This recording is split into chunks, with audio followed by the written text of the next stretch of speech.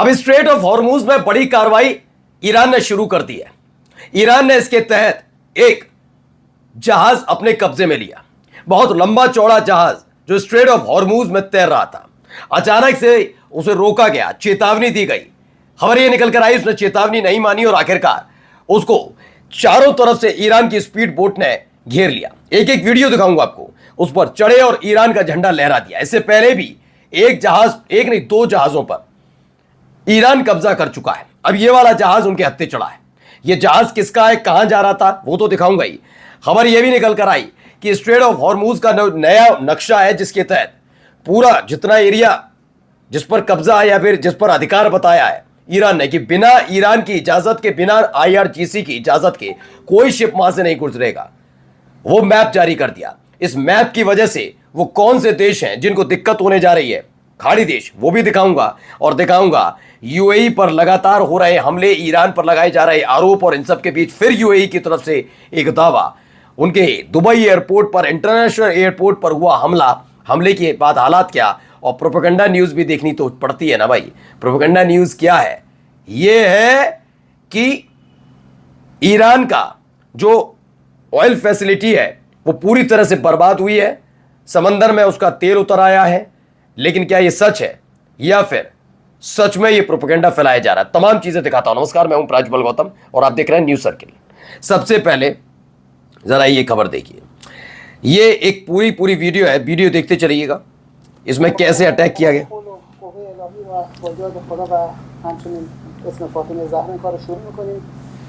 ये देखिए, एक दूर से आपको ऐसा लग रहा हो क्या है, पानी तो नजर ही आ रहा है। ये स्पीड बोट जा रही है, जाती है, और देखिए कहां पहुंची।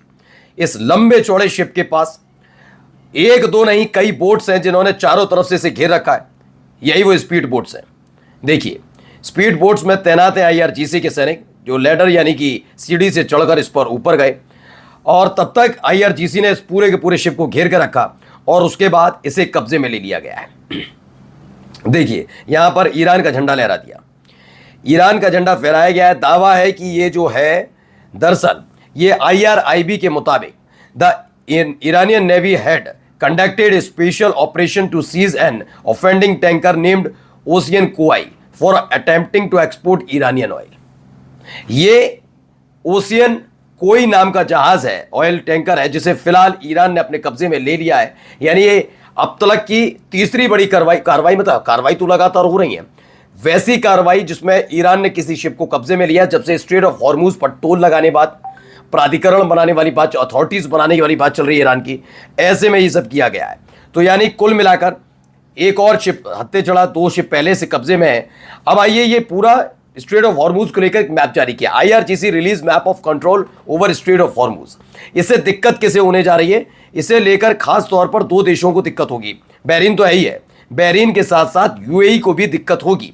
क्यों होगी, फुजैरा पोर्ट जो है उसका, वो भी ईरान के इस दायरे में आ रहा है, और जो दूसरा है वो भी एक अच्छा खासा UAE का इलाका इस समय उनके कब्जे में। यानी कि अगर इससे सटा हुआ कोई भी शिप खड़ा होगा वो भी ईरान की इजाजत वाला कर दिया। ऐसा किया है। स्ट्रेट ऑफ हॉर्मुज का देखिए, ईरान लिखा हुआ है, बंदर अब्बास है, कसम आइलैंड है, इन सब के बीच जो ये UAE का कुछ हिस्सा फुजैरा पोर्ट से जाएगा, जो ओमान से मिल रहा है, वहां से लेकर वहां तक, यानी ओमान को दिक्कत नहीं है। बाकी ये पूरा इलाका, ये पूरा समुद्री इलाका है। ये नहीं कह सकते कि UAE के किनारे किनारे किनारे किनारे फिर बहरीन के किनारे किनारे किनारे UAE के किनारे होके निकल जाए, ऐसे नहीं हो सकता। उन्होंने कहा ये पूरा इलाका अब स्ट्रेट ऑफ हॉर्मुज में, और कोई भी गलती की गई बिना इजाजत, ईरान की इजाजत के यहां से गुजरे तो कब्जा भी हो सकता है और डुबो भी दिया जाए। ये क्लियर कर दिया IRGC ने। इसके बाद UAE अब दावे कर रहा है, यही एक परेशानी है UAE की। UAE इस बात को लेकर टेंशन में ज्यादा है कि अगर स्ट्रेट ऑफ हॉर्मुज को लेकर उसने जो कदम उठाया है, जो मैप जारी किया है और कब्जे की बात है, उसका समुद्री क्षेत्र भी अब उधर चला गया, जबकि ये जिम्मेदारी UAE को अमेरिका और इजराइल पर फोड़नी चाहिए। तुमने हमला क्यों किया था? इससे पहले UAE और ईरान के बीच का ये स्थिति नहीं थी, ऐसी थोड़ी ना थी स्थिति की हम तनाव में, मेरा समुद्री क्षेत्र तुम्हारा कैसे हो सकता। नहीं, ये साबित हुआ ही इसीलिए जो आदमी ताकतवर होता है वो अपनी ताकत नहीं दिखा रहा, तो तब तक उसे कमजोर मत समझो। लेकिन जब उस पर हमला करोगे, उसे परेशान करोगे, और जब उसने ताकत दिखाई तो ये मत कहो कि वो दानव हो गया, वो अत्याचार कर रहा है। ईरान को अत्याचार कर रहा होता तब कहते जब UAE अपने यहां से बोरिया बिस्तरा भी बंधवा दे अमेरिका का, कहे ना तुमने हमला क्यों किया मेरे पड़ोसी देश पर, एक मुस्लिम देश पर हमला क्यों किया?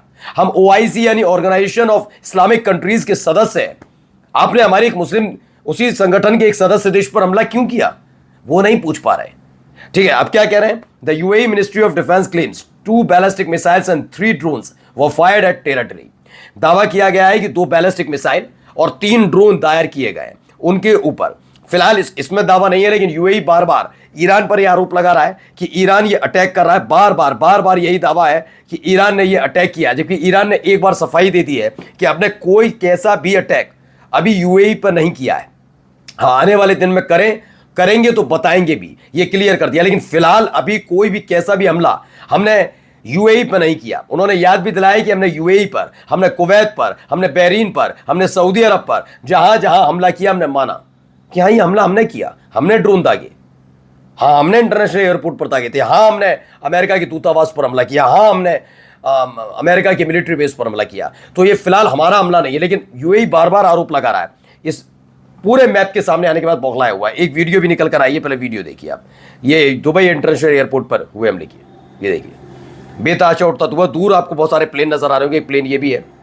किसी ने ये वीडियो बनाया है जिसमें दुबई इंटरनेशनल एयरपोर्ट पर हुए हमले की ये तस्वीर है। Passenger taking of from Dubai airport shows large smoke plums near the airport. Airport के बिल्कुल बराबर में बहुत बेताशा धुआं उठता हुआ नजर आ रहा है और किसी पैसेंजर ने इस वीडियो को शूट किया है, ये भी एक दावा।